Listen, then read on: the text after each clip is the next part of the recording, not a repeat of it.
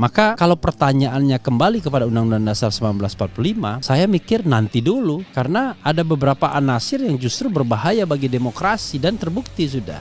Kalau kita bicara timing ya, saya tidak sepakat dan tidak setuju kalau misalnya usulan kembali kepada Undang-Undang Dasar 1945 itu dibahas sekarang. Justru yang harus kita bahas sekarang adalah bagaimana kita menyelenggarakan pemilu secara jujur dan adil. Jangan lupa Sobat Era sekalian, Undang-Undang Dasar 1945 itu tidak mengandung pembatasan masa jabatan. Artinya ketika dipilih kembali oleh MPR, Jokowi bisa mencalonkan diri lagi. Itu sah. Ataukah itu yang dimaui oleh kita semua? Terserah ya kan. Kita kan tidak bisa mendikte. Kalau dikembalikan kepada tema, kembali kepada Undang-Undang Dasar 45, Sobat Era mungkin suka karena dianggap sekarang ini menguntungkan Jokowi. Tapi kalau kita pahamkan kembali itu justru jalan bagi pemerintahan untuk melanjutkan kekuasaannya secara konstitusional dengan cara pemilihan kembali, maka akan terjadi ya dia lagi karena mengatur let's say 1000 anggota MPR jauh lebih mudah dan gampang dibandingkan mengatur ratusan juta rakyat Indonesia. Jadi kalau 1000 masing-masing dikasih 10 miliar saja ya kan, maka hanya 10 triliun dan 10 triliun itu nggak perlu dikasih semuanya, mungkin 1-2 orang nggak nyampe segitu. Bayangkan 10 triliun untuk memenangkan pemilihan presiden dan wakil presiden itu sudah more than enough.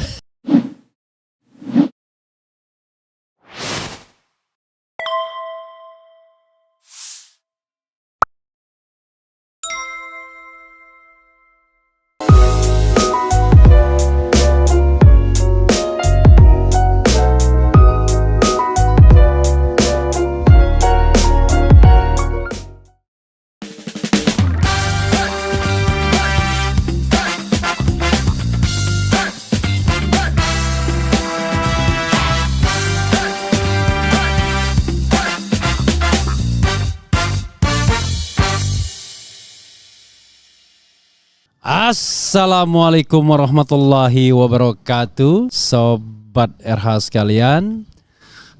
Jumpa lagi kita di channel yang keren ini, Keren Cadas ya. Pagi-pagi sekali kita bicara tentang Lanyala yang kelihatannya masuk angin ya. Angin apa yang memasuki Lanyala sehingga minta pemilu ditunda 2 tahun, masa perpanjangan jabatan Jokowi diperpanjang, buat apa? Oke ya, kita akan jawab ya, termasuk tulisan Lanyala sendiri. Tapi kita bacakan dulu ya. Ya Sobat Era sekalian, coba kita bahas mengenai Lanyala ini ya. Ketua DPD Lanyala Mataliti sedang menjalankan tugasnya sebagai jubir Jokowi yang meminta pemilu 2024 ditunda ya. Ini nanti setelah ini ya. Suara.com, tak ada angin, tak ada hujan. Ketua DPD RI Lanyala Mahmud Mataliti mendadak meminta agar pemilu 2024 ditunda. Tak sampai di situ, ia bahkan meminta agar masa jabatan Presiden Joko Widodo atau Jokowi diperpanjang 2 tahun. Alasannya Lanyala menilai 2 tahun kepemimpinan Presiden Jokowi habis untuk menangani pandemi COVID-19. Ia juga menuding bahwa pemilu sudah dikuasai kelompok-kelompok tertentu. Menurutnya usulan penambahan masa jabatan Presiden selama 2 tahun dilakukan agar rakyat bisa menebus 2 tahun pemerintahan Jokowi yang dinilainya terbuang untuk menangani virus corona. Melihat Pak Jokowi udah 2 tahun karena situasi COVID-19, beliau belum menampakkan hasilnya yang sekarang aja 2 tahun dilewati. Ya kenapa nggak ditambah aja 2 tahun lagi untuk nebus yang COVID-19 kemarin? Usul Lanyala dalam sambutannya di Munas 17 HIPMI seperti dikutip wartaekonomi.co.id jaringan suara.com. Lanyala juga menyebut bahwa pemilu menggunakan suara rakyat dengan mencoblos adalah palsu dan hanya buang-buang uang. Apalagi ia percaya pemilu telah dikuasai kelompok tertentu. Kalau kita pakai yang namanya pemilu coblos-coblosan, ini palsu semua. Ini kita sudah bisa hafal, sudah dikuasai satu kelompok ini, nanti hasilnya sudah ditentukan di atas terangnya. Daripada buang-buang duit untuk pemilu, lebih baik ditunda aja, saya bilang gitu, lanjut Lanyala. Semakin mengejutkan, Lanyala bahkan mengakui telah mengeluarkan satu pernyataan untuk mendesak Presiden Jokowi agar mengeluarkan dekret kembalinya ke Undang-Undang Dasar 45 sesuai dengan naskah asli yang nantinya bisa dilakukan adendum. Nanti dari adendum itu sambil memperbaiki, kita persilakan Presiden memperpanjang mau 2 tahun mau 3 tahun silakan, yang penting adendumnya selesai. Jadi pemilihan presiden cukup melalui MPR, nggak usah lagi coblos-coblosan, kasihan rakyat tandasnya.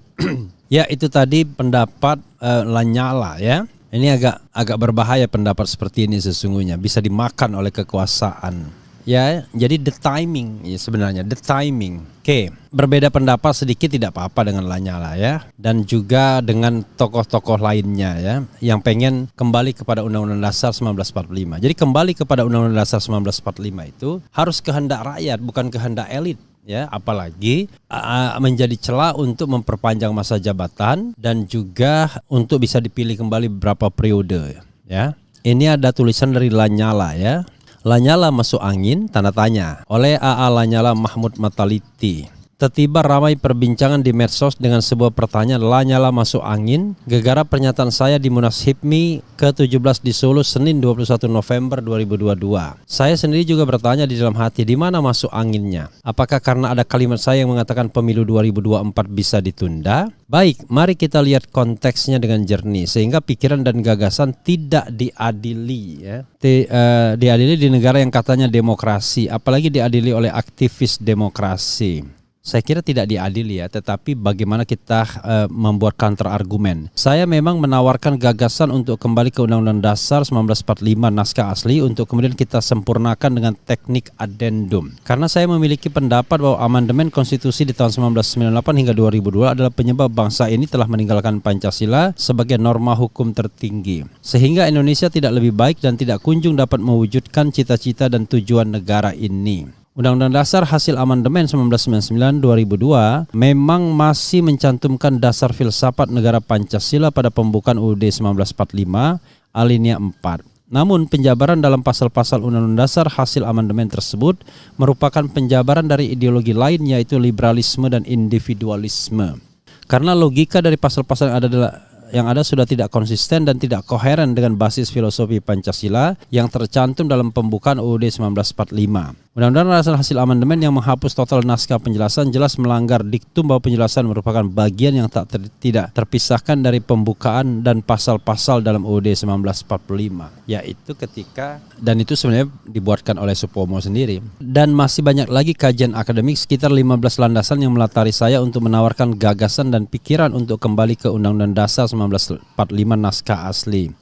Untuk kemudian kita sempurnakan kekurangannya dengan cara yang benar, sehingga tidak mengubah total dan mengganti sistem demokrasi asli Indonesia yang disusun para pendiri bangsa. Untuk melihat secara utuh gagasan dan pikiran yang saya tawarkan, pembaca dapat mengunjungi website saya di www.lanyalacenter.id untuk membaca peta jalan mengembalikan kedaulatan dan mewujudkan kesejahteraan rakyat. Nah, persoalan berikutnya adalah bagaimana cara bangsa ini kembali. Saya menawarkan gagasan melalui dekret presiden, tentu yang terkonsolidasikan berdasarkan konsensus. Karena menyangkut cara, maka tentu menyangkut persoalan teknis. Jika presiden setuju dekret, pasti langkah lanjutannya adalah menyiapkan proses sidang MPR dengan agenda tunggal untuk mengembalikan pemberlakuan Undang-Undang Dasar 1945 naskah asli. Gimana sudah dekret pakai sidang MPR gimana? Nah, lalu ada proses amandemen dengan teknik addendum untuk menyempurnakan kekurangan dari UUD 1945 yang bersifat revolusioner tersebut. Misalnya, pembatasan masa jabatan presiden harus tegas. Bangsa ini harus belajar dari kelemahan yang bisa dimanfaatkan oleh penguasa di era Orde Lama dan Orde Baru, sehingga semua potensi kelemahan itu wajib kita beri addendum. Ya, addendum kelemahan lama-lama mengubah juga.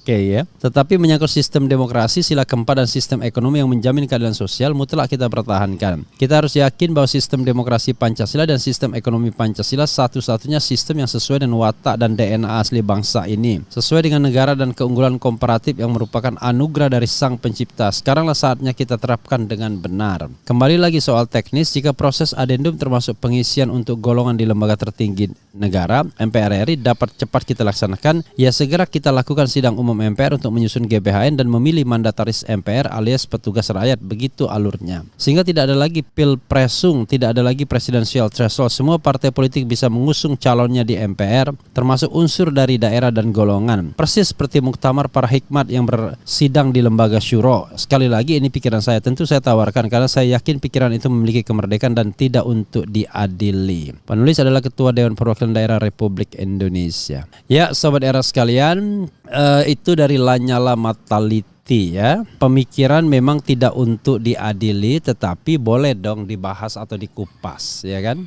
Karena disitulah nanti akan lihat apakah pemikiran tersebut ada dua hal. Secara substansi apakah benar, secara timing apakah dia tepat, ya. Jadi secara substansi apakah dia benar, ya, apakah dia bisa dipertanggungjawabkan, secara timing apakah dia tepat. Karena benar saja tapi timingnya tidak tepat, maka dia akan kehilangan relevansinya. Oke, coba kita lihat ya, Sobat Era sekalian. Begini, bukan Lanyala saja yang menginginkan kita kembali kepada Undang-Undang Dasar 1945. Mereka mengatakan naskah asli. Enggak ada naskah asli. Semua naskah asli ya, itu satu. Jadi hanya bedanya adalah ada Undang-Undang Dasar 1945 yang ditetapkan oleh PPKI. Itu pun kita tidak tahu naskah aslinya di mana ya. Pokoknya itu aja naskahnya. Karena konon waktu ditetapkan pada tahun 45 nggak ada penjelasannya. Penjelasan itu hanya pidato dari Supomo saja sesungguhnya. Jadi buatan Mr. Supomo yang memberikan penjelasan lalu dimasukkannya ke attachment di situ. Nah, Undang-Undang Dasar 1945. Coba kita polling ya. Apakah Anda setuju dengan usul Lanyala untuk kembali ke UUD 1945 dalam kurung sebelum perubahan, ya, sebelum perubahan dalam kurung. Setuju, tidak setuju, itu aja, dua saja variabelnya. Nah, itu satu Sobat Era sekalian ya, tidak ada yang asli dan tidak asli, semuanya asli, yaitu Undang-Undang Dasar amandemen ya, hasil PPKI, kemudian yang diberlakukan kembali melalui Dekret 5 Juli 59 masa pemerintahan Bung Karno. Di mana dekret itu sendiri sebenarnya ya kan, bagi Adnan Buyung Nasution ya, bagi beberapa pengamat politik ya seperti Harold Crouch dan lain sebagainya, itu menganggap bahwa dekret itu sendiri karena kong kali kong antara Bung Karno yang bosan menjadi rubber stempel dari kekuasaan karena sistem pemerintahnya parlementer pada waktu itu, dengan tentara dalam hal ini Nasution yang melihat bahwa dalam Undang-Undang Dasar 1945 versi PPKI itulah tentara bisa ikut berperan dalam politik. Maka akhirnya keluarlah Dekret 5 Juli 59. Apa yang terjadi setelah kita kembali kepada Undang-Undang Dasar 45? Bangunan sistem pemerintahan kita otoriter. Itu disertasi dari Mahfud MD dan banyak lagi disertasi lainnya yang mengatakan demikian, yang kemudian memang betul-betul distudi ya oleh sarjana-sarjana asing atau Indonesianis. Ketika Orde Lama tumbang, muncul Orde Baru. Demokrasi Orde Baru itu hanya berlangsung dari tahun 66 sampai tahun 71 saja. Sekitar 5 tahun saja ya. Tetapi setelah itu demokrasi hilang ketika Golkar menjadi satu kekuatan tunggal di MPR dan DPR. Maka penguasa Golkar itu terus-menerus menjadi presiden terpilih tanpa proses pemilihan. Jadi tidak ada yang namanya pemilihan presiden. Sampai akhirnya kekuasaan Orde Baru tumbang. Itu latar sejarahnya ya. Jadi tidak ada bukti yang mengatakan bahwa UUD 1945 sebelum amandemen itu melahirkan sistem politik yang demokratis. Itu persoalannya Sobat Era sekalian. Tidak ada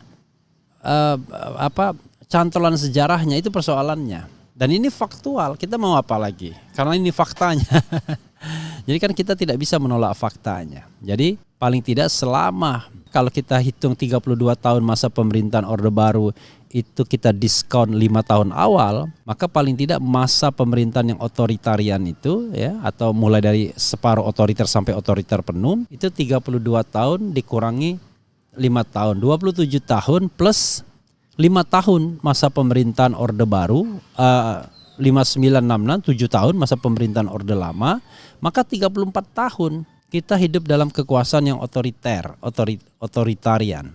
Sekarang demokrasi kita melalui reformasi itu baru berlangsung selama 20-an tahun saja. Belum terkompensasi secara baik. Jadi pengalaman kita Indonesia itu lebih banyak menjadi negara otoriter ketimbang negara demokrasi. Jadi tahun 98 sampai sekarang ya tahun 2022 itu 24 tahun reformasi kita ditambah 5 tahun tadi katakanlah masa reformasi masa demokrasi Orde Baru di awal. Maka 5 tahun ditambah 24 baru 29. Jadi kita berdemokrasi di bawah sistem Undang-Undang Dasar 1945 itu baru 29 tahun dan itu di era reformasi dan di awal Orde Baru, sementara otoritarian 34 tahun. Nah, memang kita juga demokratis tahun 49 sampai tahun 59 selama 10 tahun. Jadi pengalaman demokrasi kita lumayan lebih banyak sesungguhnya, tapi itu tidak di bawah Undang-Undang Dasar 1945. Jadi ini adalah fakta sejarah. Maka kalau pertanyaannya kembali kepada Undang-Undang Dasar 1945, saya mikir nanti dulu,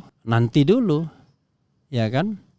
Karena ada beberapa anasir yang justru berbahaya bagi demokrasi dan terbukti sudah. Satu hal, tapi sekali lagi sebagai orang yang terbuka pikirannya, ya saya terbuka juga berpikir untuk memperbincangkan tema kembali kepada Undang-Undang Dasar 1945 ini. Jadi itu substansinya, itu isinya ya. Belum terbukti bahwa UUD 1945 menciptakan pemerintahan yang demokratis. Sebaliknya, konstitusi hasil amandemen menciptakan pemerintahan yang relatifly demokratis. Kenapa saya bilang relatifly demokratis? Ya kita harus jujur, masa pemerintahan sekarang walaupun dianggap buruk terutama oleh para penentang Presiden Jokowi, tapi sesungguhnya jauh lebih baik dibandingkan demokrasi Orde Baru. Karena kalau orang yang hidup pada demokrasi Orde Baru tahu betul, menjadi aktivis di demokrasi Orde Baru sudah lama kita ditangkap-tangkapin ya, bahkan bisa mati tanpa kejelasan. Di sekarang ada juga memang fenomena tangkap-menangkap, makanya kita tidak boleh mengulangi itu. Kita tidak boleh menjadi Orde Lama dan Orde Baru kembali ya. Jadi pemerintahan Presiden Jokowi harus bertanggung jawab bahwa dia harus memelihara demokrasi karena dia anak dari demokrasi, orang yang diuntungkan karena demokrasi reformasi.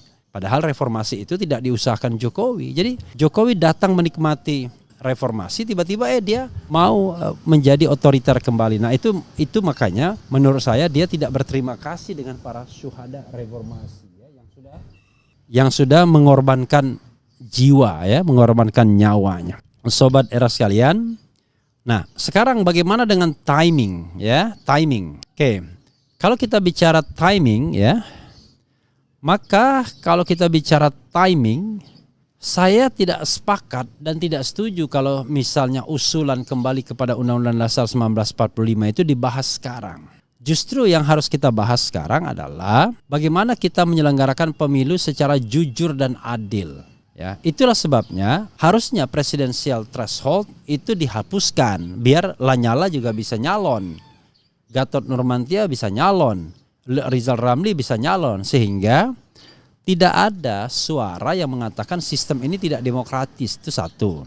Yang kedua ya, Presiden Jokowi harus menyiapkan peranata infrastruktur pemilu yang jujur dan adil sehingga semua merasa puas, semua merasa bahwa pemilihan ini adalah pemilihan yang genuine, yang benar. Karena kalau tidak, makin besar legitimasi orang untuk meninggalkan sistem demokrasi sekarang, kembali kepada demokrasi masa lalu. Demokrasi yang tidak terbukti menghasilkan pemerintahan demokratis dan kesejahteraan yang diangan-angankan hanya kesejahteraan di atas kertas. Karena ujungnya negara hancur karena lemahnya pengawasan. Dulu menjadi pejabat zaman Orde Baru itu paling enak. Bisa berbuat apa saja, bisa korupsi apa saja, tetapi tidak akan ada yang nangkap, tidak akan ada yang mempermasalahkan. Apalagi korupsi di sekitar istana. Sekarang apakah ada yang mempermasalahkan? Paling tidak, kita masih bisa bersuara. Masih bisa orang mengadukan putra presiden yang dianggap melakukan tindak pidana korupsi walaupun belum diproses. Kita bisa mengatakan bahwa lingkar istana korup dan lain sebagainya. Kita bisa mengkritik TNI Polri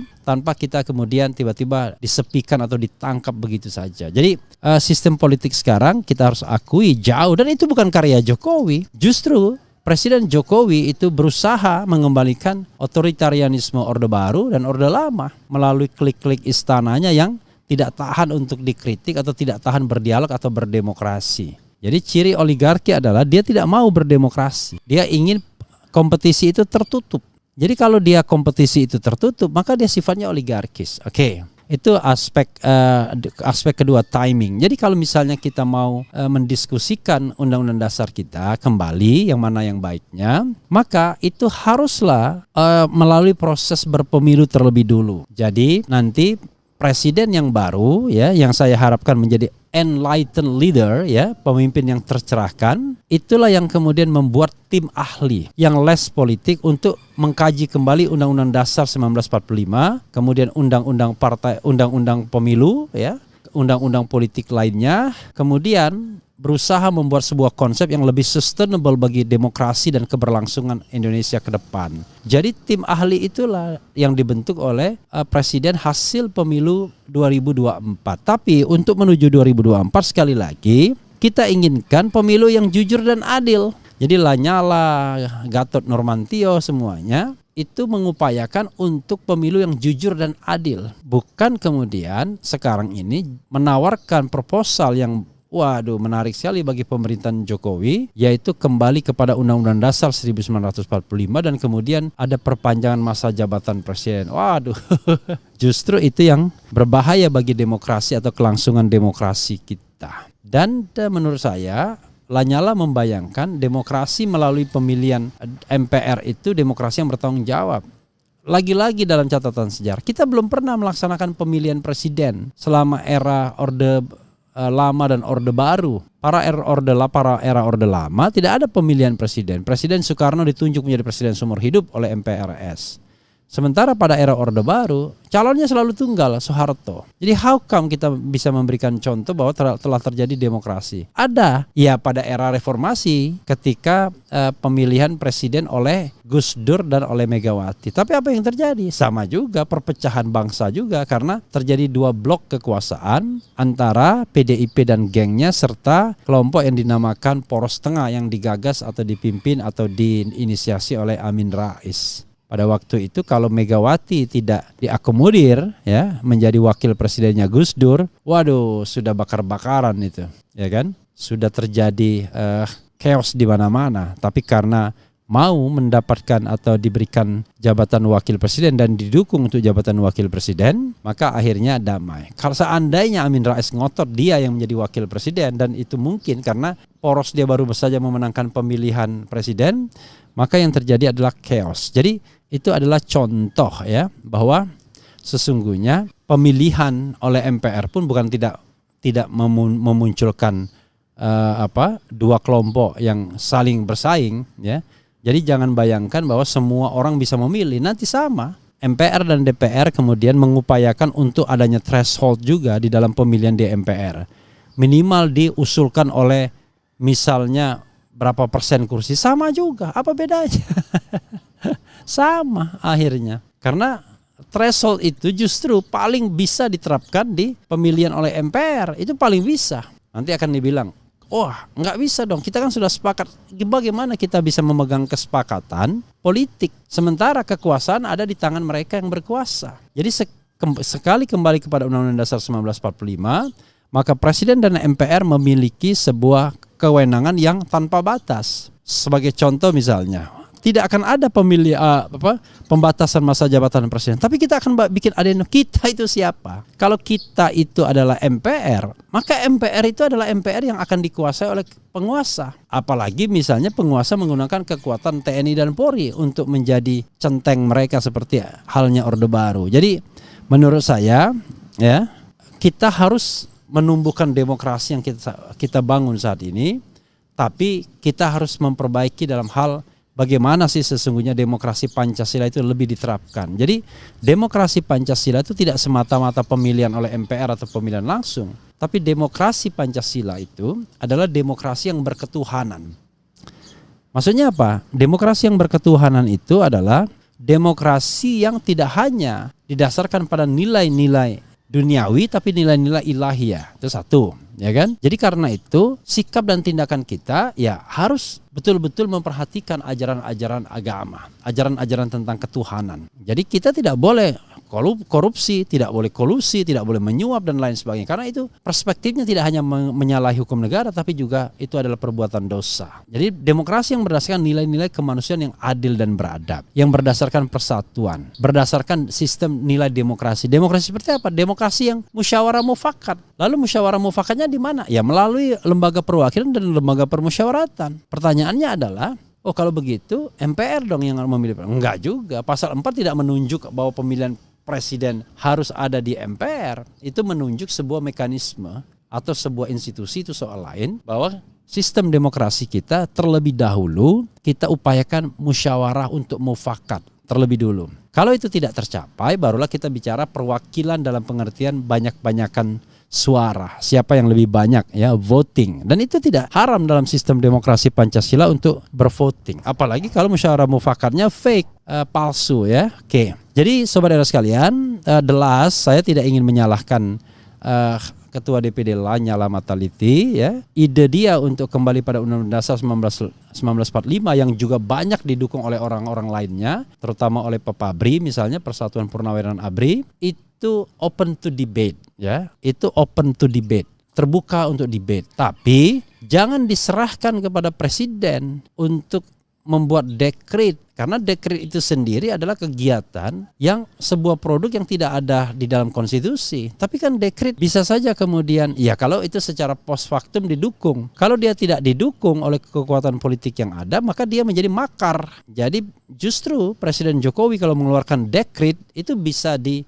impeach karena dianggap telah melanggar konstitusi ya. Jadi sudah melakukan pelanggaran hukum berat karena itu adalah pasal pengkhianatan terhadap negara atau makar. Tapi kalau dia menang ya menang soal lain lagi ya. Jadi karena itu kalau Presiden Jokowi mengeluarkan dekret itu adalah perbuatan makar ya. Makar dan ini bisa di-impeach dia. Tapi kalau kalah, tapi kalau menang ya kita bicara tentang ekstra konstitusional. Apapun kalau menang itu bisa dibenarkan. Termasuk pengalihan kekuasaan dari Bung Karno ke Pak Harto karena dia menang dibenarkan. Padahal itu kudeta juga, kudeta secara halus ya ketika ada Super Semar tersebut ya. Jadi ketika Bung Karno mengeluarkan dekret 5 Juli 59 itu kudeta ya. Ketika Pak Harto mendapatkan Supermar itu juga kudeta. Tetapi karena secara post factum didukung oleh kekuatan-kekuatan sosial politik yang ada, maka dia menjadi new order, menjadi new legal order, menjadi tata hukum yang baru. Tapi kalau dia tidak diterima seperti Gus Dur, ketika dia tidak terima, Gus Dur itu menjadi presiden yang akhirnya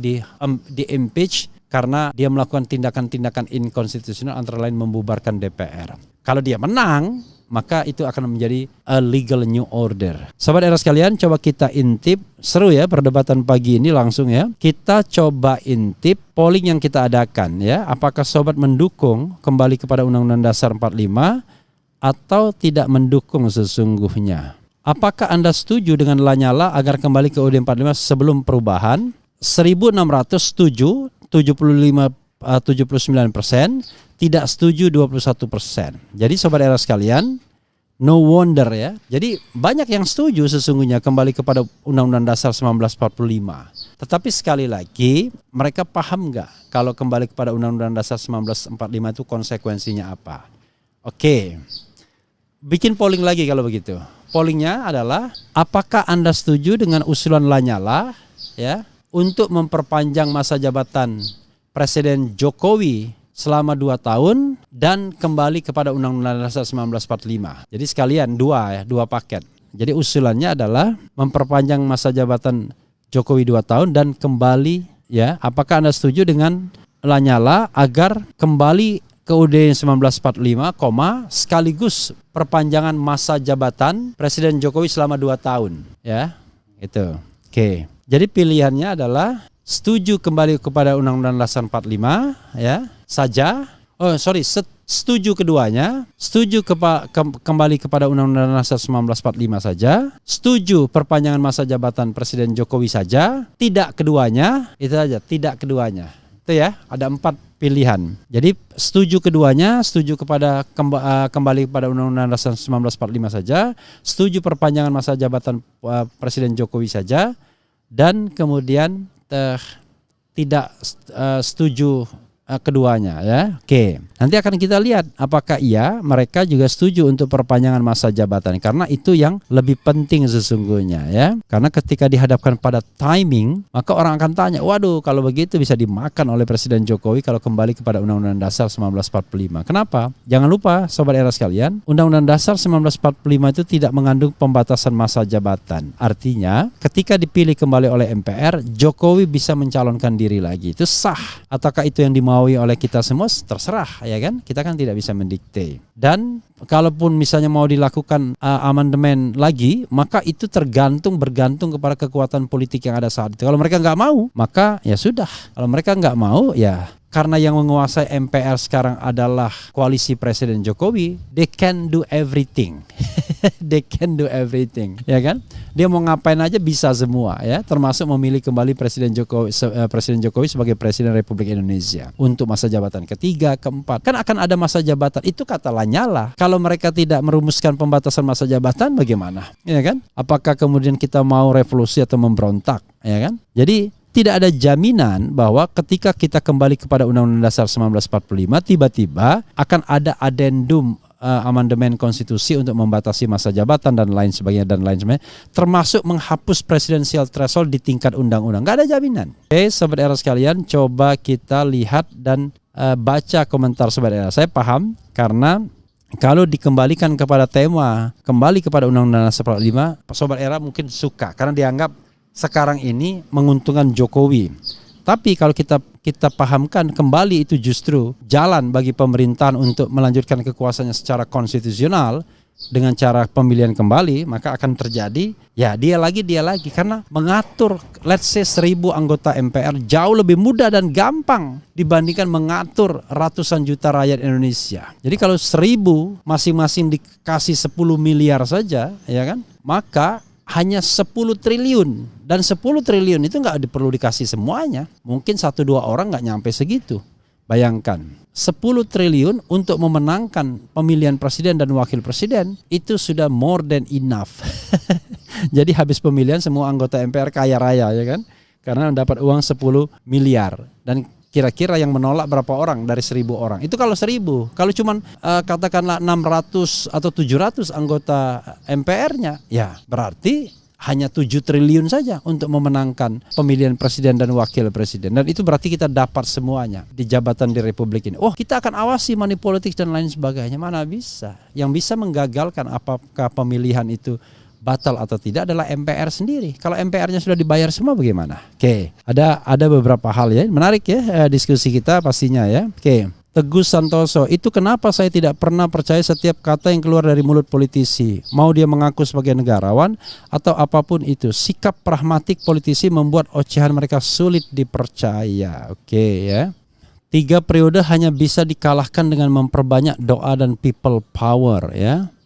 Lanyala itu kalau bahasa Maduranya nyari gara-gara Bung RH, hehehe. Ya kita tetap hormati ya, saya baik sama Lanyala ya, tetapi berbeda pendapat bolehlah ya. Makanya saya mengatakan substance and timing ya, ST. Jadi saya tidak mengatakan bahwa usul kembali Undang-Undang Dasar 1945 itu correctly incorrect ya, atau absolutely incorrect, enggak juga. Saya masih terbuka pada pikiran-pikiran karena tidak sedikit orang yang mengatakan kembali ini. Jadi dan orang itu respected people seperti Abdullah Hehamahua ya, kemudian M. Roshid dari Surabaya ya, kemudian Tri Sutrisno dan lain sebagainya. Tetapi marilah kita diskusikan secara dingin after 2024 ya. Setelah 2024 mau kemana kita. Tapi sekarang kebutuhan kita adalah mempersiapkan pemilihan yang jujur dan adil. Karena pemerintahan sekarang menurut saya sudah tidak punya legitimasi untuk membawa Indonesia ke arah perubahan yang lebih baik. Karena korupsi dipelihara, demokrasi ke arah otoritarianisme, koncoisme makin marak dan lain sebagainya. Para buzzer dipelihara, relawan-relawan menjadi alat pemecah antara presiden dengan yang bukan relawan misalnya. Oke. Bukti kalau kita harus memilih pemimpin-pemimpin muda saat ini, jangan lagi memilih orang-orang yang pola pikirnya masih orde baru, apalagi orde lama, bisa nggak maju-maju bangsa ini. Jokowi contoh pemimpin gagal di era reformasi karena menghidupkan KKN, keluarga, dan kelompoknya menguasai APBN, membungkam oposisi, dia juga ambisius dan pendendam. Save Indonesia. Ratna Itayahrun, I have no respect for a person like Lanyala. He has no integrity. The end justifies the means ya. The end ya. Jadi sarana menjustifikasi tujuan. Oke. Emang negeri ini punya bapak moyang lo. Bukan kebencian tapi kritikan, jangan disalahartikan. Iyalah, Lanyala semakin gak laku. Karena gini, saya sayang sama Lanyala, saya bersahabat, tetapi sekali lagi ini diskusi ilmiah ya. Diskusi 2 hal, substance and timing ya. Apakah substansinya kita setuju, tapi apakah timingnya juga kita setuju ya. Oke. Nggak salah tuh, seharusnya diturunkan secepatnya, negara dipimpin singanu negara jadi bangkrut. Dukung tapi ganti presiden saat ini ya. Kemudian demokrasi hanya sebagai kendaraan para kapitalis di Amerika, tetap para kapitalis mengatur pemerintahan Amerika. Bung RH, mungkin negara ini perlu lebih banyak lagi dokter bedah untuk menyambung kembali urat malu para penguasa yang sudah terputus. Oke, tidak setuju. Lanyala, emang negeri ini punya bapak moyang lo. 3 periode hanya bisa dikalahkan dengan memperbanyak doa dan people power. Bah, perpanjang Jokowi mak pening aku ganti. Jia nambah masa jabatan dia makin maki-maki entar. Kalau pernyataannya ada tambahan jabatan, auto tegas nolak, tidak setuju. Ya sebenarnya persoalannya ya sobat era sekalian, mungkin kalau hanya sekedar kembali kepada Undang-Undang Dasar 1945, like I said, it opens to debate ya. Jadi mungkin banyak yang akan mendukung ya. Tentu kalau mendukungnya itu harus dengan argumentasi. Makanya saya katakan saya sendiri open to debates ya. Artinya kalau kita kembali kepada Undang-Undang Dasar 1945, kita harus pikirkan betul konsekuensinya. Karena sekali kita memberikan kewenangan itu kepada kelompok-kelompok yang saat ini berkuasa, yaitu DPR plus DPD, maka yang terjadi adalah sobat era sekalian, kelompok itulah yang akan menentukan hitam putihnya Republik Indonesia. Padahal kita tahu kelompok ini bukanlah kelompok yang mewakili aspirasi masyarakat selama ini, tetapi kelompok yang sekedar menjadi bagian dari oligarki kekuasaan. Bahkan cenderung mereka adalah orang yang nurut dengan istana. Ya paling cuma Demokrat, PKS yang bersuara berbeda. Sekarang mungkin tambah Nasdem. Tapi yang lainnya semua ikut pemerintahan. Dan kita sudah bisa pastikan hasilnya apa ya. Justru bukan demokrasi yang kita dapatkan, nanti malah otoritarianisme kembali. Oke, tapi anyway ya, kita tetap harus hargai pendapat orang ya. Saya setuju dengan Lanyala, tidak untuk diadili, tapi untuk diulas ya, diperdebatkan usulan tersebut menyangkut substance and timing. Kalau substance-nya saya still open to debate ya. Tetapi kalau timing, saya kira not now ya. Tidak sekarang kalau timing. Barangkali timingnya after 2024. Timing sekarang adalah bagaimana menyiapkan pemilu yang demokratis, pemilu yang jujur dan adil, agar terpilih wakil-wakil rakyat yang memang betul-betul dapat kita pertanggungjawabkan, termasuk juga presiden dan wakil presiden, yaitu pemimpin yang jujur dan amanah. Karena itu kalau ada money politik, sikat. Kalau ada money politik, diskualifikasi. KPU-nya harus betul-betul diawasi. Jadi people power harus bergerak untuk mengawal pemilu yang jujur dan adil tersebut. Nah setelah itu baru kita pikirkan bagaimana negara ini ditata kelola secara lebih baik. Termasuk ide kembali kepada Undang-Undang Dasar 45 menjadi bagian dari satu skenario untuk menata kembali republik ini. But not now ya.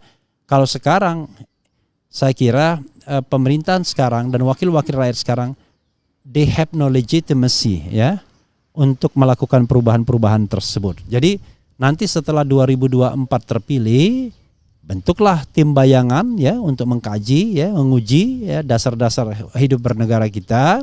Nanti ketika anggota MPR dan DPR serta DPD yang baru terpilih, nah sodorkanlah proposal tersebut ya. Jadi kita betul-betul mengkaji negara ini secara baik ya, tidak terburu-buru, bukan terburu-buru, tidak diserahkan kepada orang yang tidak memiliki legitimasi lagi ya. Oke. Coba kita intip lagi sobat era sekalian. Ini perdebatan kita yang lama ya, baru satu video kita sudah berdebat lama ya. Oke, kita lihat misalnya. Jadi sekali lagi ya, apakah Anda setuju kembali ke UUD 45 sebelum perubahan sekaligus usulan Lanyala untuk memperpanjang jabatan Jokowi selama 2 tahun? 1.200 yang voting, setuju keduanya hanya 4%. Setuju kembali ke UUD 1945 59%, setuju perpanjang jabatan Jokowi 2%, tidak setuju keduanya 36%. Jadi gede juga. Pertanyaan lagi, coba kita bikin polling lagi. Polling berikutnya adalah nanti kita, apakah Anda setuju proposal kembali kepada Undang-Undang Dasar, seandainya Anda setuju kembali ke Undang-Undang Dasar 1945, sebaiknya itu dilakukan sekarang atau setelah pemilu 2024. Jadi sekarang pemilu, ya kan? Kapan sebaiknya, kalau Anda setuju dengan perubahan, kalau Anda setuju dengan usul kembali kepada UUD 1945, kapan hal itu dilakukan? Tanda tanya. A, sekarang, ya, pada masa pemerintahan Jokowi, B, setelah 2024, ya, yaitu setelah pemilu 2024, dalam kurung setelah terpilihnya pemerintahan yang baru. Jadi itu ya, jadi usulannya biar kita lebih melihat konkret orang tuh maunya kapan gitu. Oke. Sobat Era sekalian, itu saja, nanti hasil pollingnya kita bacakan pada video berikutnya. Wassalamualaikum warahmatullahi wabarakatuh. Ciao.